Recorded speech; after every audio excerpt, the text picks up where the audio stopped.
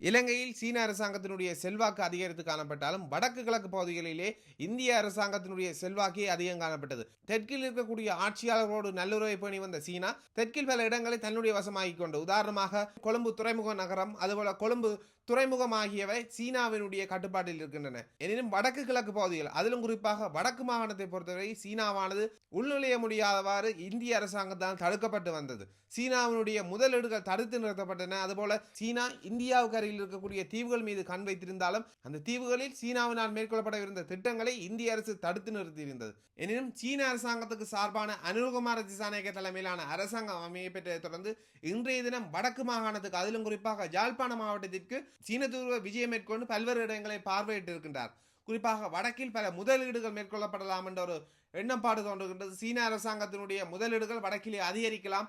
இதுவரை காலமும் தடுத்து நிறுத்தப்பட்டிருந்த சீன அரசாங்கத்தினுடைய முதலீடுகள் இனி அனுரகுமார திசாநாயக்க தலைமையிலான அரசாங்கத்தில் எதுவிதமான தங்கு தடைகளும் இன்றி அதிகரிக்கப்படலாம் என எதிர்பார்க்கப்படுகின்றது. இந்நிலையில் இன்றைய தினம் ஒரு ஊடக சந்திப்பு ஒன்று இடம்பெற்றிருக்கின்றது. யாழ்ப்பாணம் ஊடக அமையத்திலே சீன தூதுவர் தலைமையிலான ஒரு ஊடக சந்திப்பு ஒன்று இடம்பெற்றிருக்கின்றது. அது தொடர்பான காட்சிகளை பார்க்கலாம்.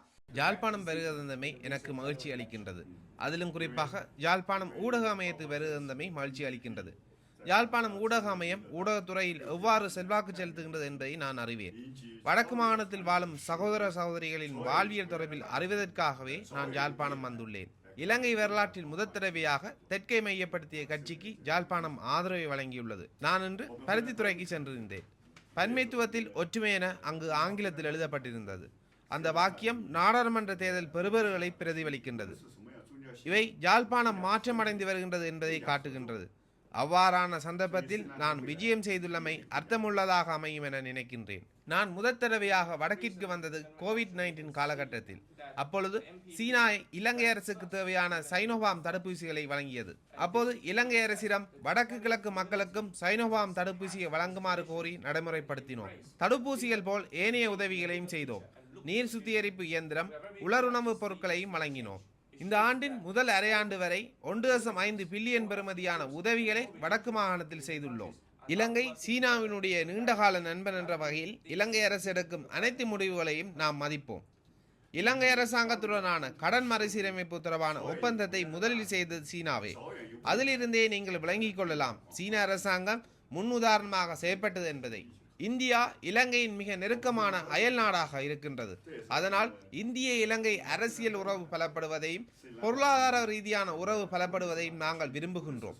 நேற்றைய தினம் வெளிவிகார அமைச்சர் விஜித ஹேரத் கூறியிருக்கின்றார், டிசம்பர் மாதம் அளவில் ஜனாதிபதி இந்தியாவுக்கு பயணம் மேற்கொள்ள உள்ளார் என்று. இது மிகவும் சந்தோஷமான விடயம். இந்திய விஜயத்தின் பின்னர் பொருத்தமான தருணத்தில் சீனாவுக்கு இலங்கை ஜனாதிபதி விஜயம் மேற்கொள்ள வேண்டும். சீனாவுக்கும் இலங்கை மக்களுக்கும் இடையில் தொடர்புகள் வளர வேண்டும் என்று நாங்கள் விரும்புகின்றோம். கலாச்சார மற்றும் கல்வி ரீதியான இருதரப்பு பரிமாற்றம் மிக முக்கியமானதாக உள்ளது. சீனா இலங்கைக்கு கல்வி ரீதியாக அதிகூடிய வாய்ப்புகளை வழங்குகின்றது. இலங்கை மக்களின் அறிவு, ஆற்றல் என்பன வளர்க்கப்பட வேண்டும் என நாம் விரும்புகின்றோம். நமக்கு தெரிந்த வகையில் யாழ்ப்பாண பல்கலைக்கழகத்துக்கும் சீன பல்கலைக்கழகங்களுக்கும் இடையிலான தொடர்பு தொடர்ந்து காணப்படுகின்றது. நான் அறிந்த வகையில் சீன புலமையாளர்கள் யாழ்ப்பாண பல்கலைக்கழகத்தில் கல்வி கற்கின்றார்கள்.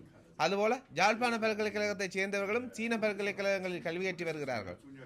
எனக்கு ஒரு குழப்பகரமான உணர்வு உள்ளது.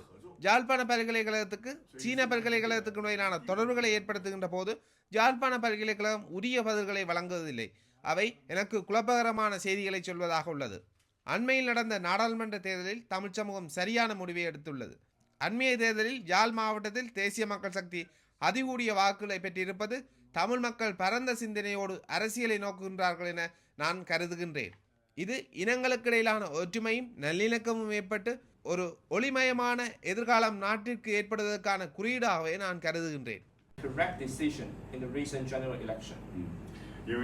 அண்மையில் நடந்த நாடாளுமன்ற தேர்தலில் தமிழ் சமூகம் ஒரு சரியான முடிவை எடுத்திருக்கின்றது என்றே நான் நம்புகின்றேன். 因为包括这次 NPP 在讲话了之所以赢得大选，就表明泰缅的群体已经超越了传统的思维，着眼于国家的大局，来着眼于未来，来开展更加广泛亲切的合作，更广泛深远这个密切的合作。我们非常高兴看到这一点，这也是我们的中方非常高兴看到这一点。斯里兰卡人民现在无论是哪个群体，无论是什么样宗教信仰，就更加团结，更加合作，所以斯里兰卡的未来一定会更加美好。In the recent general election, we can see that the MPP ranked first even in the Jaffna district. And this shows that the Tamil community has surpassed its traditions and embraced a thing in a bigger picture and look to the future. We are very glad to see this new change. It shows that all communities, all ethnic groups, and all religions in the countries are now working together in solidarity. And I believe these will contribute to a brighter future to the country.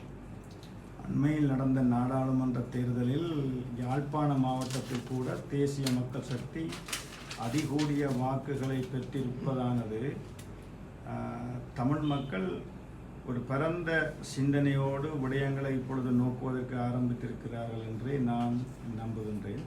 இது இனங்களுக்கிடையிலான ஒரு ஒற்றுமையும் நல்லிணக்கமும் ஏற்பட்டு ஒரு ஒளிமயமான எதிர்காலம் இந்த நாட்டுக்கு ஏற்படுவதற்கான ஒரு குறியீடாகவே நான் இதனை பார்க்கிறேன்.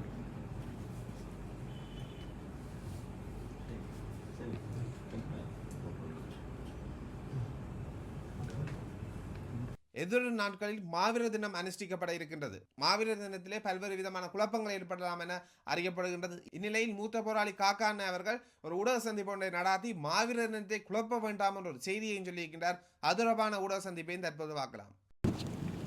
வணக்கம், நான் முத்துக்குமார் மனோகர், மாவீரர் அறிவொளியின் தந்தை. நினைவேந்தல்கள் தொடர்பாக சில விடயங்களை தங்களின் கவனத்திற்கு கொண்டு வருகிறேன். இவ்வருடம் மாவீரர் நாள் தொடர்பான விடயங்களில் குறுக்கீடுகள், தலையீடுகள் ஏற்பட்டு வருவதாக பலர் எமது கவனத்துக்கு கொண்டு வந்தனர். இதுவரை காலமும், குறிப்பாக இறுதி யுத்தத்தின் பின்னர் ஒவ்வொரு துயிலும் இல்லங்களிலும் ஏற்பாடுகளை செய்து வந்த பல தரப்பினருக்கும் அச்சுறுத்தல்கள் இருந்தன. நீதிமன்ற தடை உத்தரவுகள் விதிக்கப்பட்டன. அப்படியிருந்தும் சம்பந்தப்பட்ட பல தரப்பினர் இவற்றையெல்லாம் எதிர்கொண்டு எப்படியோ அந்த காரியங்களை நிறைவேற்றி வந்தனர். இன்று புதிதாக தலையீடுகள், குறுக்கீடுகள் மேற்கொள்வோர் என்ன காரணத்தினாலோ மௌனமாக இருந்தனர். இன்று நிலைமை தலைகீழாக மாறியுள்ளது.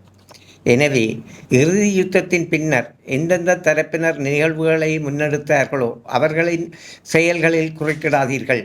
தேவையான ஒத்துழைப்பு வழங்குவது விரும்பத்தக்கது. இந்த வேண்டுகோளினை முன்னாள் போராளிகளுக்கும் சேர்த்தே விடுக்கிறேன். எந்த செயலும் இப்பணிகளை செய்து வந்தோருக்கு பலத்தையும் நம்பிக்கையுமே ஏற்படுத்த வேண்டும். அன்னை பூவதி, முள்ளிவாய்க்கால் நினைவேந்தல் போன்ற விடயங்களிலும் இதே நடைமுறையை கைக்கொள்ளுங்கள். மாறாக அவர்களின் கடந்த கால பங்களிப்பை கொச்சைப்படுத்துவதாக இருக்கக்கூடாது. மாவீரர்களின் நினைவுகளை போற்றும் எமது பாரம்பரியத்தை மகிமைப்படுத்துங்கள். நன்றி.